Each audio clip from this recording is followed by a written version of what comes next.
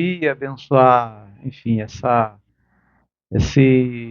localidade, esse local, abençoar esse momento e ser abençoado por aquele que é o nosso abençoador. O Evangelho é quântico, é eclético. Pedro diz que há uma multiforme graça de Deus, multiforme graça de Deus, né?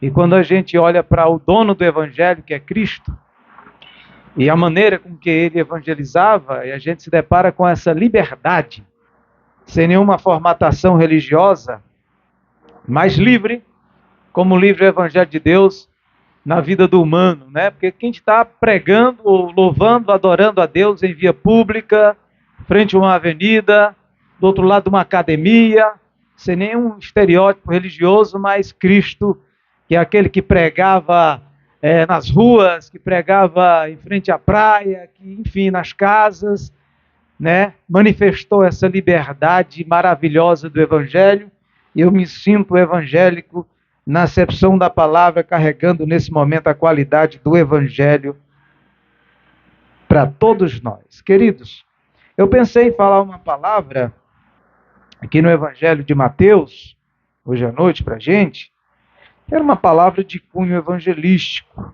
né? Eu não preparei nada porque o meu tempo não dá, o trabalho não dá. Então eu só pensei em falar uma palavra de Deus para a gente, aqui no Evangelho de Mateus, que é um texto áureo. Na verdade, nós temos dois textos áureos na Bíblia do cristianismo, assim por dizer. O primeiro é João 3,16, todo mundo sabe e conhece de cor, né? Deus amou o mundo de tal maneira. O segundo, esse que eu vou falar, é aquele vinde a mim, de Mateus 11:28. É um texto áureo para a gente também, para o cristianismo, para os servos, seguidores de Jesus, né? E eu queria falar desse texto para a gente aqui essa noite, né? E queria falar o contexto antecedente até entrarmos no verso de número, acho que 25 em diante, para a gente fazer uma pequena reflexão da palavra de Deus aqui essa noite. No início do capítulo de número 11 do Evangelho de Mateus, ali nós temos um elogio de Jesus a um homem. Depois dessa passagem, você vê uma dura crítica de Jesus a 3 cidades. Você vê um grande elogio de Jesus a um profeta que enviou os seus discípulos até Jesus para saber se ele era aquele pelo qual eles estavam esperando ou haveria de esperar outro. E Jesus, respondendo aos que o perguntaram, disse: voltem e digam a João que os cegos veem, os mudos falam, os coxos andam, os leprosos são limpos, os mortos ressuscitam, e aos pobres é anunciado o Evangelho. Aí ele prossegue dizendo, a respeito de João, a turba que estava à sua volta, o seguinte: que saístes a ver no deserto? Uma cana agitada pelo vento? Que saístes a ver? Um homem vestido de vestes reais? Porque aqueles que se vestem de vestes reais estão nos palácios reais. Mas que saístes a ver? Um profeta? Sim, e vos digo, muito mais do que um profeta, porque dos nascidos de mulher não há profeta maior do que João Batista. Aí ele prossegue dizendo: mas o menor no reino dos céus é maior do que ele. E aí ele prossegue mais adiante dizendo, e faz uma reprimenda séria, uma crítica dura e severa a 3 cidades que receberam milagres, prodígios, curas e coisas desse gênero. Ai de ti, Betsaida, ai de ti, Corazim, porque se em Sidom e Tiro se operasse os sinais que aí se operaram, muitos se teriam convertido com pano de saco grosseiro e cinza. Por isso haverá menos rigor no dia do juízo para Sidom e Tiro do que para ti. E tu, Cafarnaum, Se elevarás até o céu, digo-te, descerás até o inferno. Porque se Sodoma se operasse os milagres que em ti se operaram, até hoje ela existia. Por isso eu digo que haverá mais juízo sobre ti do que em Sodoma, do que para os habitantes de Sodoma no dia do juízo. Porque não se arrependeram em Tiro, ou nem Corazim, nem Betsaida, e nem Cafarnaum.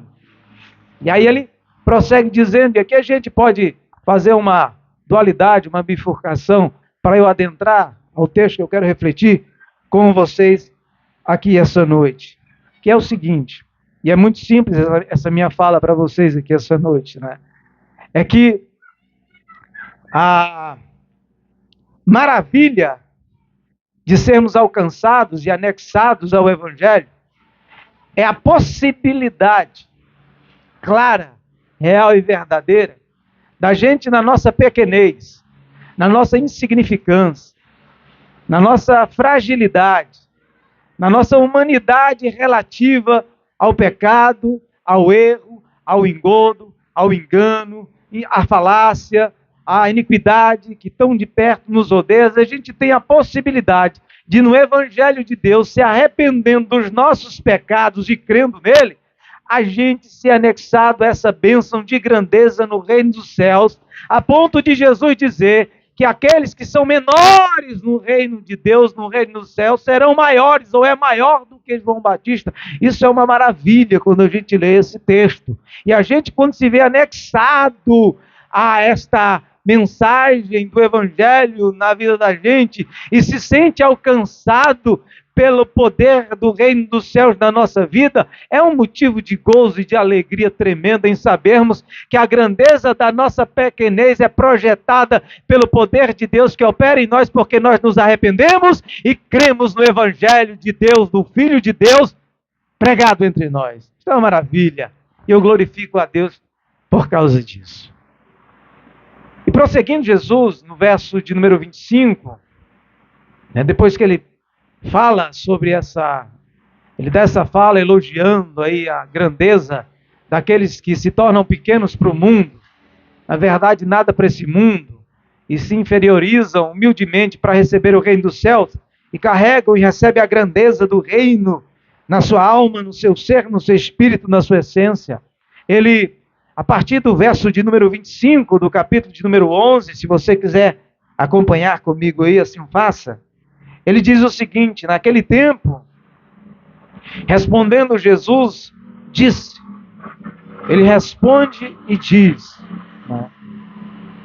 E o que ele diz aqui já me alegra, já dilata a minha alma, já expande a minha consciência em gozo e alegria, já faz o meu ser jubilar na presença de Deus, faz com que haja festa e alegria na minha mente, na minha consciência, na minha vida, nesse momento, na minha trajetória, na minha caminhada, na minha vida, na minha peregrinação, no meu ato de seguir ao Senhor, porque Ele, Cristo, dá graças ao Pai. Ele diz: Pai, graças te dou, que é graça sobre graça. É aquele que é graça enviado por bondade da graça de Deus, dando graça ao Deus que é Pai. Enfim, a graça de Deus que é o motivo e a razão de nós termos esta liberdade. A graça de Deus que é uma maravilha, que nos faz ser catapultados em alegria, em gozo e em esperança, em estarmos nesse momento aqui cultuando ao Senhor e se reunindo aqui como comunidade de igreja e propagando a sua palavra poderosa.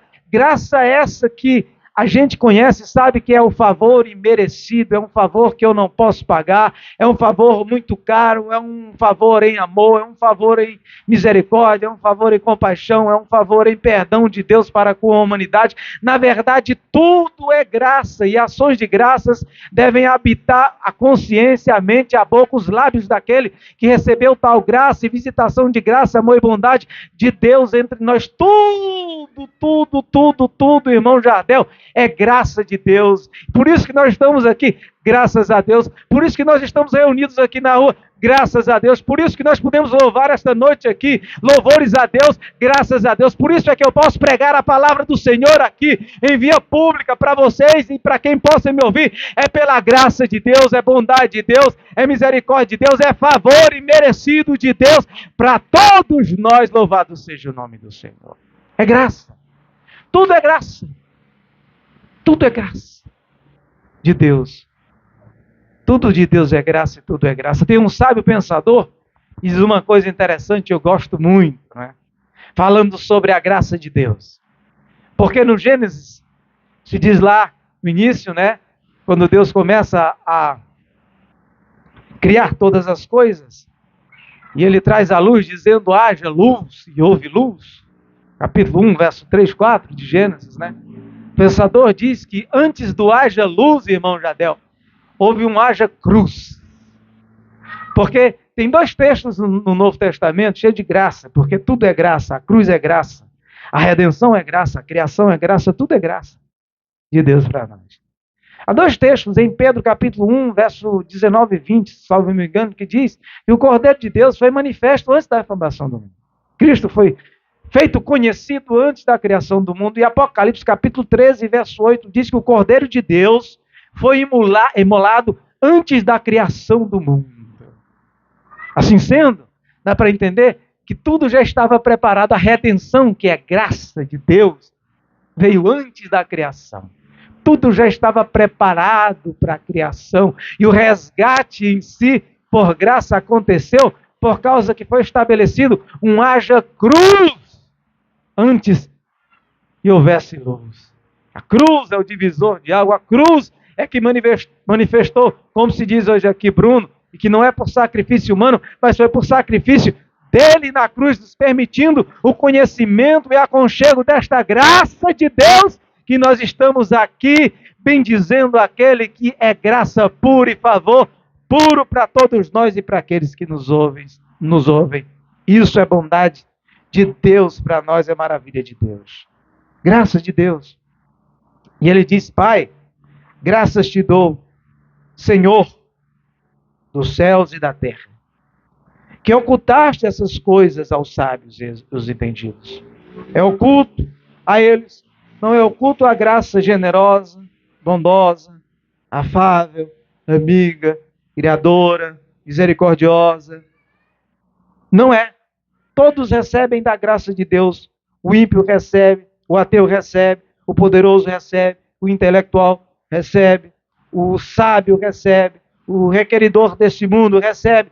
Todos recebem de graça. Entretanto, Jesus dá graças ao Pai, porque essas coisas estão ocultadas aos sábios e aos entendidos, como revelação que por nós foi aceita, ou que nós alcançamos essa revelação e temos agora plena consciência da graça maravilhosa e poderosa de Deus entre nós. E nós que temos familiaridade com a Bíblia, intimidade com a Bíblia, nós sabemos que no Evangelho de João, no capítulo 1, capítulo 3, salvo engano, me lembro bem a referência agora, diz que a lei foi dada por Moisés, mas a graça e a verdade por Jesus Cristo, nosso Senhor.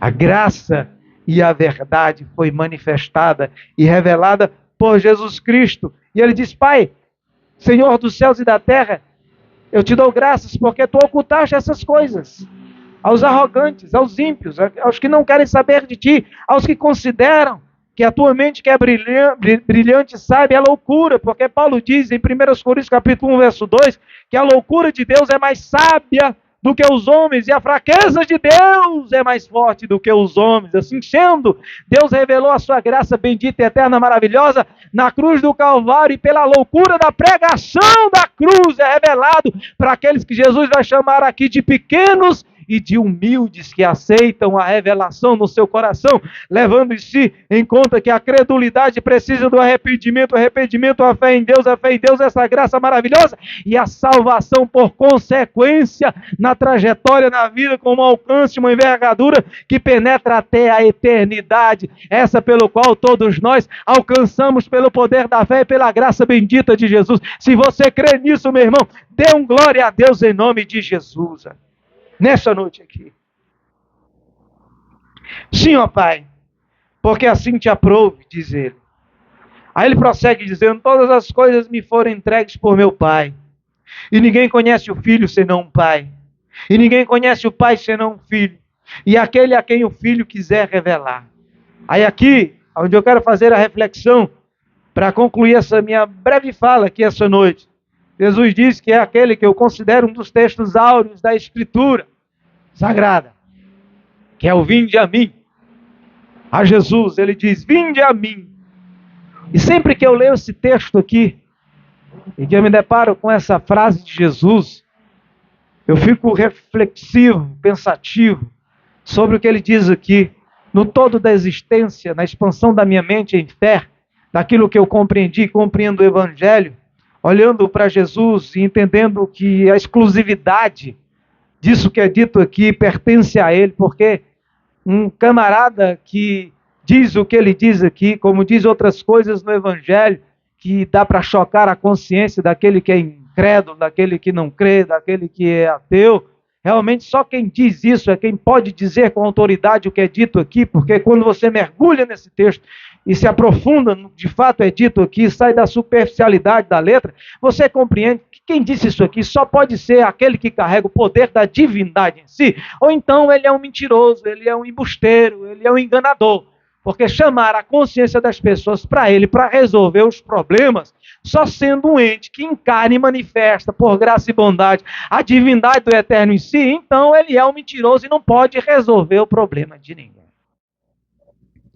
Eu olho para isso aqui e eu percebo logo isso, vinde a mim, porque eu, o doutor, o Bruno, ou quem quer que seja, nós podemos ajudar pessoas, auxiliar pessoas. Nós podemos chegar junto. Nós podemos ser um esteio para a vida das pessoas. A medicina pode ajudar pessoas. Sabe? O diálogo, a religião até pode ajudar pessoas. Certas ideologias podem ajudar pessoas. Enfim. Só que nós somos muito relativos, muito pequenos, muito frágeis. A nossa ajuda é muito limitada. Talvez eu possa lhe dar um bom conselho. Talvez eu possa lhe ajudar com um pouco de pão, dinheiro, alguma coisa assim, mas de fato nós não temos o poder de resolver os problemas reais das pessoas. A gente pode ser, né, um instrumento de socorro e de ajuda na vida das pessoas. O máximo que a gente pode ser. E deve ser. E tem que praticar. Porque a gente é limitado. O medicamento, o remédio, ele tem o seu efeito e o seu benefício, mas ele tem seus limites. O conselho humano, ele tem seus benefícios, tem a sua ajuda, mas ele tem o seu limite. A ajuda humana, ela tem a sua dinâmica e carrega em si o seu poder de ajudar, mas tudo tem um limite. Tudo é frágil, tudo se dissolve, tudo chega a um ponto em que a gente não pode ir mais adiante. Eu me lembro de um texto agora de Timóteo, quando ele diz lá que quando Moisés operava um sinal, Jambres e Jabes, eu não lembro bem o nome dos personagens lá que ele cita, operavam um sinal também, até chegar a um certo ponto em que eles não puderam mais operar sinal nenhum diante de Moisés, porque eles iam reproduzindo o milagre de Moisés, né, e enganando aqueles que estavam ali à volta. Mas chega um dado momento que quem prevalece é Deus, quem prevalece é o Eterno, quem prevalece é o Senhor, só o Senhor é Deus e só Ele que pode fazer o que eu não posso fazer, o que o homem não pode fazer, o que a medicina não pode fazer, o que a religião não pode fazer, o que a ideologia não pode fazer, aquilo que a humanidade não pode fazer, aquele que disse, vinde a mim.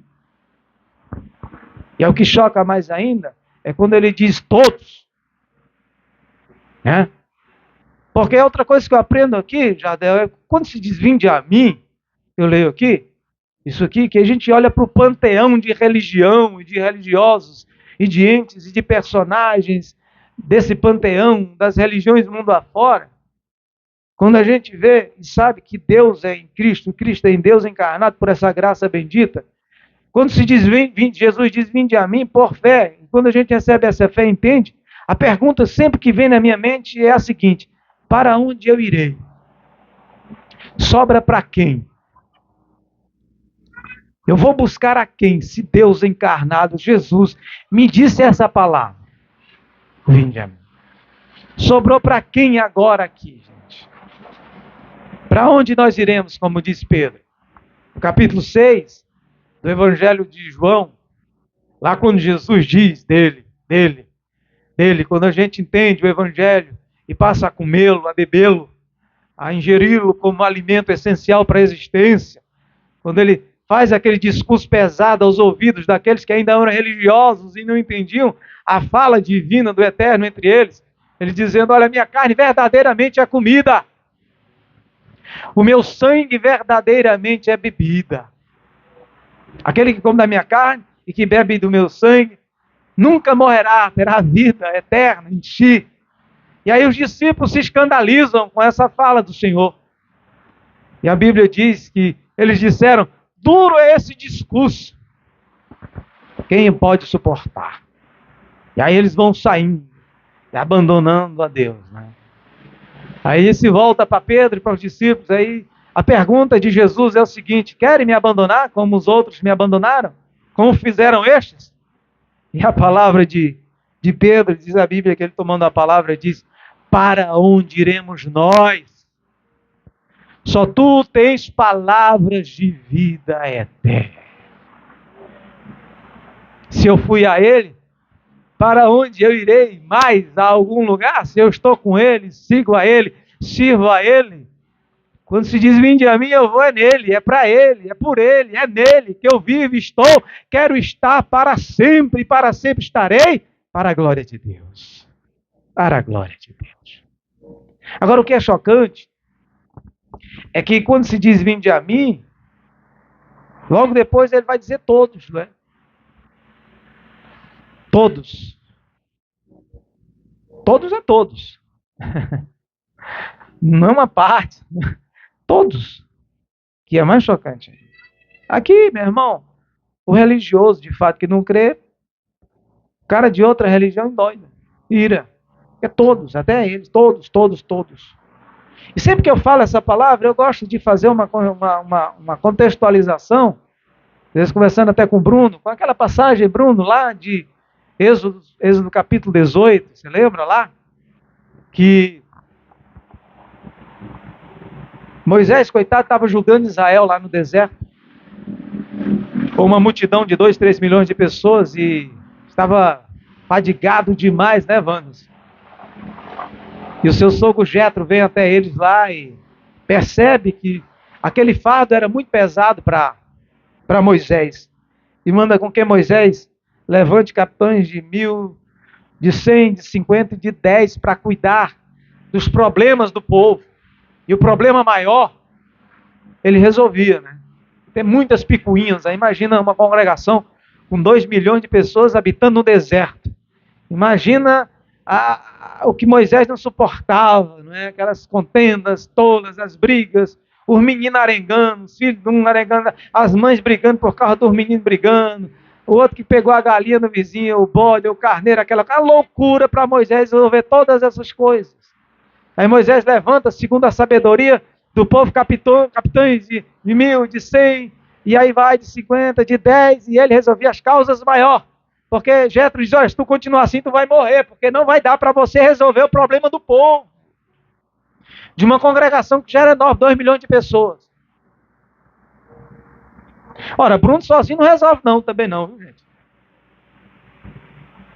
De começar o problema, ele vai ficar fatadinho, cansado, exausto. Porque de vez em quando a gente conversa umas coisas, irmão, é complicado às vezes, né? Porque não dá. Não dá. Mas Jesus aqui, quando se diz todos, É todos. Os que estão cansados e sobrecarregados. Cansados e oprimidos. Cansados e atribulados. Enfadados. Feridos. Alcançados pelo mal. Alcançados pela tragédia. Seja lá o que for. Seja lá o que for. Isso é uma palavra poderosa. Isso é palavra de Deus. Isso é palavra do Eterno. Isso é palavra de Cristo Jesus. Isso é palavra de vida. Isso é palavra poderosa. Isso é palavra para se encarnar. Isso é palavra para se internalizar.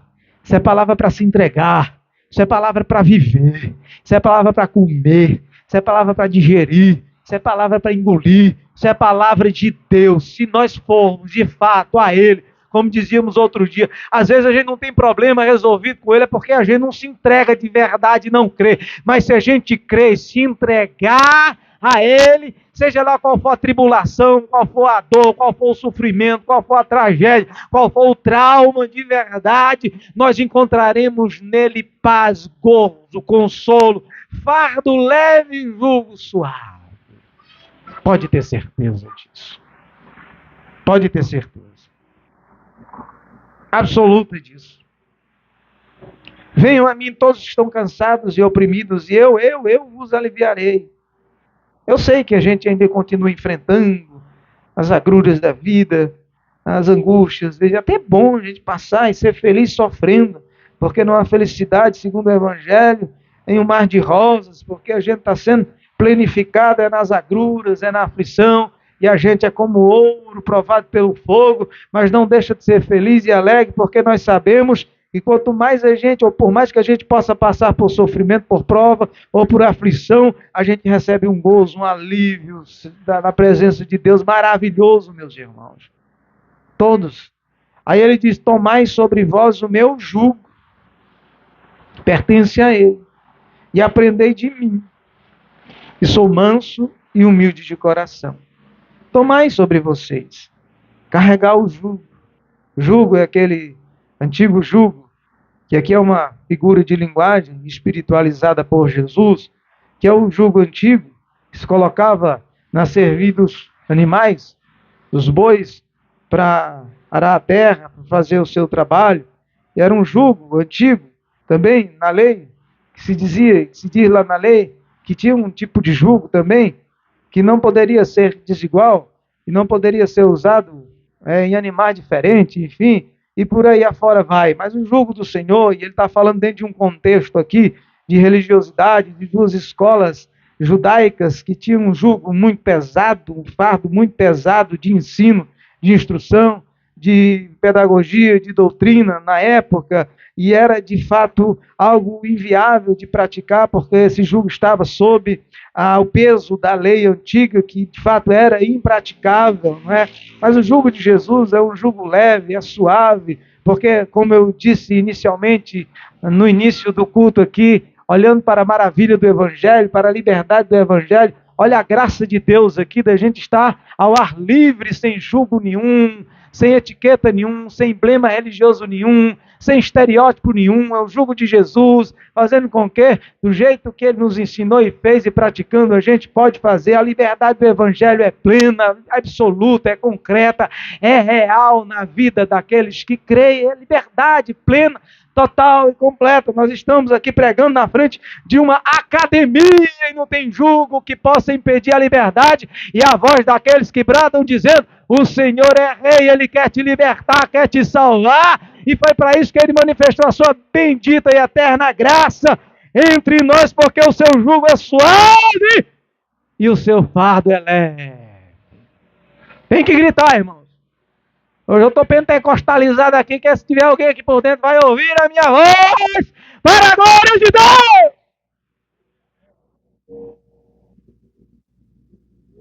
Trazendo a memória dos meus tempos de pentecostais. O de rua você tem que gritar mesmo, que é para chamar a atenção do povo. Deus te abençoe, meu filho. Mas sobre vós, o meu, aprendei de mim. Porque para eu encerrar aqui, a consequência de tudo é aprender. Quando a gente aprende, aí a gente se torna grande, irmãos. Quando a gente aprende de Jesus, que esse é a dinâmica, é o segredo do negócio. Aprender de mim. Só de Jesus. É de Jesus, não é de Moisés, não. Não é de Abraão, não. Não é de Isaac, não é de Jacó, não é da lei, é de Jesus. Aprender de mim, de Jesus, diz ele. Porque eu sou manso e humilde de coração. É uma essência. É para dentro. É interno. É verdadeiro. É essencial. É conteúdo. É dentro. É assim que a gente deve andar. Deve ser. Viver para dentro, porque Deus conhece o que está dentro, como nós somos, como é que existimos, o que é que pensamos, como nós tratamos a vida e as saídas da vida. É ser como Ele, amansar o ser humilde, humilhar-se diante dEle e a humilhação de coração. Se assim for, a gente vai encontrar descanso. O descanso que não opera segundo a realidade do contexto humano, porque é um descanso de alma. Como é para dentro que a gente aprende, como é para dentro que a gente mergulha nele, como é para dentro que a gente vai até ele, então a gente encontra o descanso aqui para dentro, é na alma dele.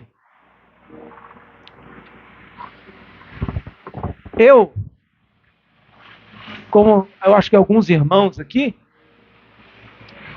eu já vou concluir, devem estar passando por algum problema. O bom de ser comunidade assim, irmão, que a gente tenha contato com todo mundo, é que a gente vai conhecendo as dores dos irmãos, né? A igreja é muito uma mega igreja assim, você nem sabe ali o que um está passando ou não está, né? Você sabe. Mas a gente, né, passa por uns perrengues, sabe? E tal. Em casa, família, problemas, né? Ali minha bênçãozinha ali, é Noã. O papai ama demais. Veio aqui hoje. E aí eu já tive problemas de ordem psicológicas, aquela coisa toda, ansiedade, depressão. E a gente vai levando, a gente vai suportando, vai vencendo por fé. Mas ver isso se desencadear nela é muito mais doloroso para mim do que eu acho que para ela. Para um pai, ou para uma mãe, ou coisas assim. Né? Muito triste. E aí começou a se desencadear, já começou o tratamento, e vai ficar tudo em paz, em nome de Jesus. Tribulaçãozinha. Não, na verdade é uma grande tribulação. Porque quando é com a gente, que eu passei uma... Mas com o filho a bicha é maior, sabe? Aumenta. Né? Mas eu fui a ele. Eu sigo a ele. Eu sirvo a ele. A tribulação e a angústia não vence. De maneira nenhuma, meus irmãos. Não vence. A paz que transcende, excede todo entendimento. Não vence. Mesmo enfrentando, mesmo estando de frente dessas coisas, eu consigo descansar. A minha alma descansa. E eu digo isso na presença dele. Eu digo isso na presença dos anjos. Eu digo isso na presença de vocês. Porque encontrareis descanso para as vossas almas. Porque o meu jugo é suave e o meu fardo é leve, diz o Senhor. Essa é a palavra de Deus para nós. Amém, meus irmãos? Graças a Deus por isso. Eu quero encerrar essa reflexão nessa noite, orando por todos nós e por aqueles que porventura possam estar ouvindo a minha voz aqui essa noite. Em nome de Jesus eu quero orar e tomara que a gente possa fazer outros cultos como esse, né? Em outras ruas, em outros ambientes, onde mais pessoas possam escutar a palavra de Deus, a palavra do Senhor. Tomara. E vamos criar ânimo para a gente dar continuidade a esse trabalho, né? Se quiser, Bruno, fazer, aí, ali, o pentecostal de fogo ali, ó. Eu tô olhando para ele ali, ó. Ele ali é. Vai pegar a caixa de som, botar na cabeça e sai gritando aí no meio da rua. Eu vejo uma ruma de doido pregando aí no meio do crato, por que, que nós não podemos pregar? Os cabas gritando ali, menina, a caixa de som, e só lá na rapaz, os cabas machos. Fazia muito isso em Juazeiro. Tinha um carro lá, botava o som no carro e saia gritando no meio da rua. Pegava o carro da ótica, tinha o som, na ótica que trabalhava, aí me dava o microfone, mesmo eu babava esse microfone na tarde todinha. Oh, de Jesus, Jesus, Jesus, Jesus, Jesus, Jesus. É prazeroso. Então vamos criar ânimo para a gente poder fazer, né? Criar esse hábito e introduzir isso como liturgia para a nossa igreja. Pelo menos uma vez no mês a gente fazer um culto campal na casa dos irmãos. Né? A irmã, Deus abençoe minha irmã, o seu lar, sua casa, o seu trabalho, sua vida, e que esse recinto receba a bênção desse encontro e de tudo que foi liberado de bênção sobre você aqui essa noite. Em nome de Jesus, Deus te abençoe. Amém? Vamos ficar de pé para a gente fazer a oração e concluir em nome de Jesus. Senhor Jesus, eu